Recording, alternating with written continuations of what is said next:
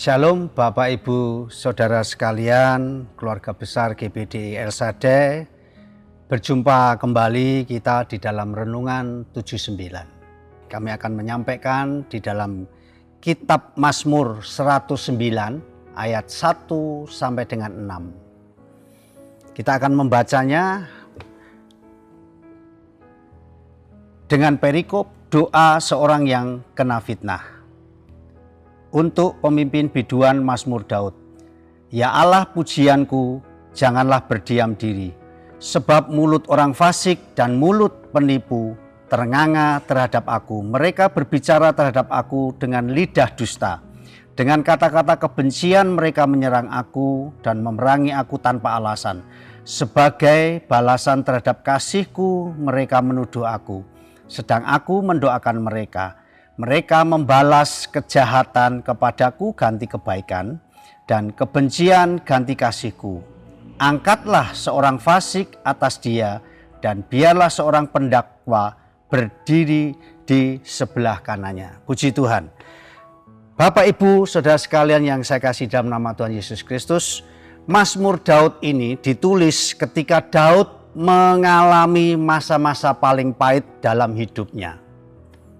Apa sesungguhnya yang dialami Daud pada saat kondisi menyesakkan? Ternyata Daud dikhianati oleh orang-orang terdekatnya. Ketika Daud melakukan kebaikan, tapi justru mendapatkan respon yang buruk. Dalam kitab Mazmur yang kita baca tadi, ada 3 hal bagian yang perlu kita perhatikan. Yang pertama, apa yang sedang menimpa Daud? Pada saat Daud mengalami kesesakan. Kemudian yang kedua, menyerahkan semua pergumulannya kepada Tuhan. Kita tahu Tuhan adalah hakim yang adil. Kemudian yang ketiga, mempunyai hidup yang berserah penuh kepada Tuhan. Saya akan mencoba yang pertama, apa yang sedang menimpa Daud. Kita tahu di ayat yang 1 sampai ke 5, Daud menceritakan sangat detail apa yang sedang dialaminya. Kita bisa membaca di ayat yang ketiga. Dengan kata-kata kebencian, mereka menyerang aku dan memerangi aku tanpa alasan.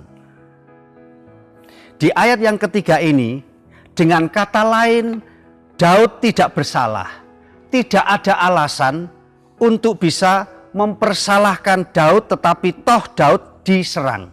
Dan kemudian ada kata-kata kebencian menyerang Daud. Mungkin maksudnya Daud digosipkan atau mungkin Daud difitnah, sehingga nama Daud dirusak. Dan Daud harus lari seperti orang buronan yang melakukan sebuah kesalahan yang besar. Atau mungkin bisa dikatakan dosa yang besar. Kemudian ayat yang keempat ini lebih menyesakkan lagi bagi Daud. Kita tahu Daud mengasihi mereka, justru balasannya Daud dituduh. Ayat yang keempat bunyinya seperti, sebagai balasan terhadap kasihku, mereka menuduh aku, sedang aku mendoakan mereka.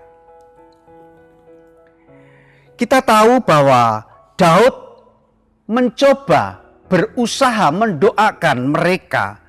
Daud menginginkan dan mencoba juga memberkati mereka melalui doa-doanya. Tapi sebagai gantinya, bukan hal baik yang Daud terima dari orang yang didoakan, tapi justru mereka menyerang balik kehidupan Daud. Ayat yang kelima kita bisa baca, mereka membalas kejahatan kepadaku ganti kebaikan, dan kebencian ganti kasihku. Ayat yang kelima ini Daud melakukan hal-hal yang baik. Justru sebaliknya menerima hal-hal yang jahat. Daud mengasihi tapi menerima kebencian. Bukankah dalam kehidupan ini kita sering mengalami seperti itu? Mungkin kita bisa melihat satu pepatah Jawa mengatakan, ditulung malah mentung. Kalau boleh saya artikan dalam bahasa Indonesia, ditolong tapi orang yang menolong justru memukul balik orang yang menolongnya. Dalam banyak hal, kasus hal seperti ini sering terjadi dalam kehidupan kita. Lalu bagaimana respon kita? Mungkin kalau kita boleh kita artikan di dalam respon kita, mungkin ada respon, mungkin orang itu menjadi marah. Mungkin juga bisa memiliki kepahitan, atau mungkin juga bisa menjadi satu kebencian yang sangat mendalam. Atau mungkin bisa dikatakan dia memiliki dendam yang luar biasa. Mereka berusaha membalas dengan segala cara supaya orang yang sudah menerima kebaikan itu yang menyerang balik menerima celaka. Bapak, Ibu, saudara sekalian yang saya kasih di dalam nama Tuhan Yesus Kristus. Kita sudah membaca tadi. Mungkin menjadi pertanyaan kita, lalu apa yang dapat kita pelajari dari Mazmur Daud ini? Yang menarik di ayat yang ke-6. Ini bisa saya katakan tadi dalam bagian yang kedua, menyerahkan semua pergumulannya kepada Tuhan. Kita bisa membacanya di ayat yang ke-6 ini. Angkatlah seorang fasik atas dia, dan biarlah seorang pendakwa berdiri di sebelah kanannya. Sekalipun dalam Mazmur Daud ada kata-kata yang mungkin tidak kita bisa pahami. Seolah-olah Daud ini sangat baik di mata Tuhan untuk menghukum, meminta Tuhan untuk mengutuk mereka. Kalau kita pahami maksud dari ayat ini, bukan dibenarkan untuk kita mengutuki orang-orang yang berbuat jahat kepada kita. Tetapi sebaliknya, ini berbicara untuk kita menyerahkan semua permasalahan kita kepada Tuhan. Sebab kita tahu Tuhan adalah hakim yang adil. Tuhan itu mengerti mana yang benar, mana yang salah. Tuhan mengerti kita mengasihi.